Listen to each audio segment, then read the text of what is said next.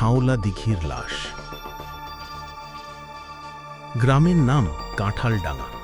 চারদিকে ধানক্ষেত, বাঁশঝাড় আর মাঝখানে এক পুরনো দিঘি, লোকমুখে যার নাম শাওলা দিঘি। নামটা কেন এমন তা দেখলেই বোঝা যায়। সারা বছর জুড়ে পানির ওপর ঘন সবুজ শ্যাওলা ভাসে। দূর থেকে দেখলে মনে হয় যেন জলের ওপর কেউ সবুজ চাদর বিছিয়ে দিয়েছে। কিন্তু এই দিঘির আরেকটা নামও আছে। ফিস ফিস করে বলা হয় লাশের দিঘি। গ্রামের বৃদ্ধরা বলেন বহু বছর আগে এখানে এক জমিদারের ছেলে ডুবে মারা গিয়েছিল। তারপর থেকে নাকি মাঝ রাতে পানির ওপর ভেসে ওঠে এক সাদা মুখ। কেউ কাছে গেলে আবার অদৃশ্য হয়ে যায়। কেউ বলে গুজব, কেউ বলে সত্যি। রাহুল শহর থেকে পড়াশোনা শেষ করে গ্রামে ফিরেছে। বিজ্ঞান পড়েছে, ভূত প্রেতে বিশ্বাস নেই।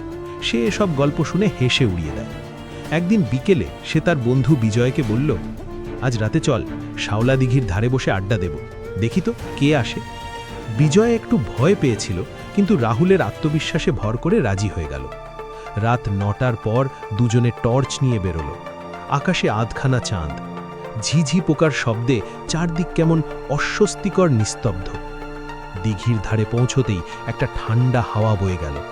পানির উপর শ্যাওলা নড়ে উঠল হালকা ঢেউয়ে। দেখেছিস, কিছুই নেই, রাহুল হাসল।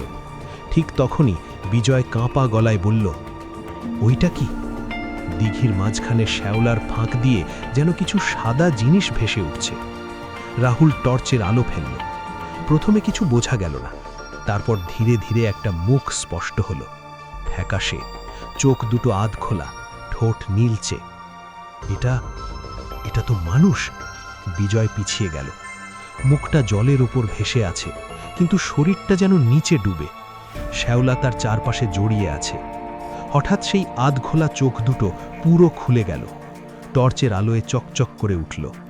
রাহুলের বুক ধড়ফড় করতে লাগল, কিন্তু সে নিজেকে সামলে বলল, এটা হয়তো কোনো মৃতদেহ, থানায় খবর দিতে হবে। কথা শেষ হতে না হতেই পানির ভেতর থেকে একটা হাত ধীরে ধীরে উপরে উঠল। আঙুলগুলো কাঁপছে, যেন কারো সাহায্য চাইছে। তারপরই কানে ভেসে এলো ভেজা কর্কশ একটা শব্দ, ফিরে যা।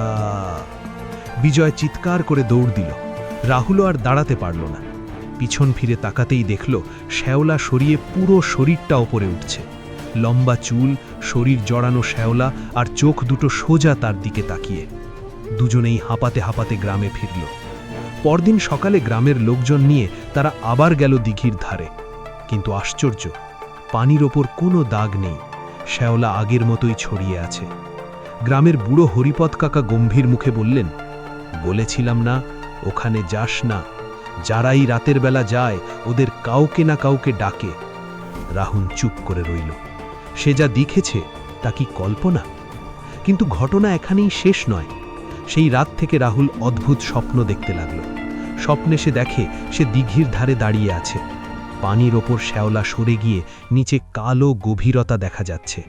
আর সেই গভীরতা থেকে ভেসে উঠছে সেই মুখ। প্রতিবারেই সেই মুখ একটাই কথা বলে, আমায় তোলো। রাহুলের ঘুম ভেঙে যায়, শরীর ঘামে ভিজে যায়। একদিন সে ঠিক করল সত্যিটা জানতে হবে।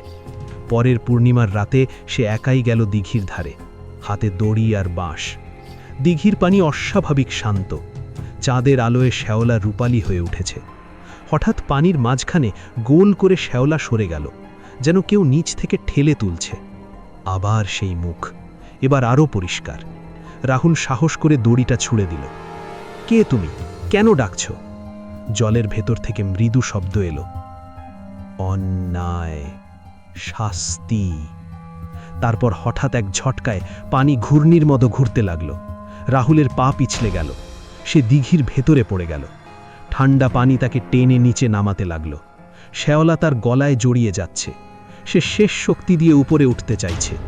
ঠিক তখনই সে দেখল জলের নিচে শুধু এক লাশ নয়, অনেকগুলো কঙ্কাল ছড়িয়ে আছে, যেন বছরের পর বছর ধরে কেউ এখানে ফেলে গেছে। একটা কঙ্কাল তার হাত চেপে ধরল। পরদিন সকালে গ্রামের লোকজন দেখতে পেল দিঘির ধারে রাহুলের টর্চ আর দড়ি পড়ে আছে, কিন্তু রাহুল নেই। অনেক খোঁজাখুঁজি হলো, জাল ফেলা হলো, কিন্তু কিছুই পাওয়া গেল না। শুধু সেই রাত থেকে শাওলা দিঘির মাঝখানে মাঝে মাঝে দুটো মুখ ভেসে উঠতে দেখা যায়, একটা পুরনো আর একটা নতুন, আর বাতাসে ভেসে আসে ফিসফিস শব্দ, ফিরে যা। গ্রামের লোকেরা আজও সূর্য ডোবার পর সেই দিঘির দিকে তাকায় না, কারণ তারা জানে শ্যাওলা শুধু পানি ঢাকে না, ঢেকে রাখে বহু